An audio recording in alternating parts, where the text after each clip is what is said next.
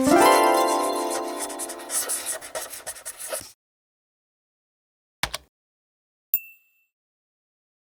I'm editing in Premiere, I like to resize things pretty often because a lot of my clips are too big or too small and I want them to quickly fit my screen size. So here you'll see this video is actually a lot larger than it seems. And if I scale out, I can see the bounding box and it's actually 4K and my sequence size is 1920 by 1080. So this is a lot bigger than what I have visible. So how do I resize it very fast to fit my screen? Well, there are a couple ways you can go about this. One is you can just find your clip in your timeline and right click over it. Make sure you're in your timeline. If you right click over it in the preview, you won't see this option. So it's got to be in the timeline. And you'll see two things, fit to frame and fill frame. These are slightly different, but for this video, they'll serve the same purpose because this fits exactly in this box. So as you can see, I just selected it and it automatically fit to my screen size there.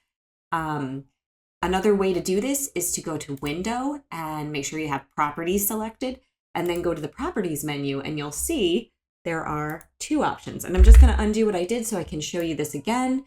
Here we go. Under Transform in your Properties menu, you have Fit and Fill. And I can select Fit and it fits perfectly in. Fill would work too. The difference here is that if my sequence settings were different, so let's just mess around with that, for example. So I'm going to make my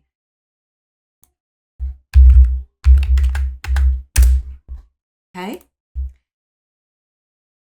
So now my sequence is not, it doesn't match the same ratio as my clips. So there's a little top and bottom that's extra here. And if I want to play around with this and have the entire sequence filled with video, I can hit fill.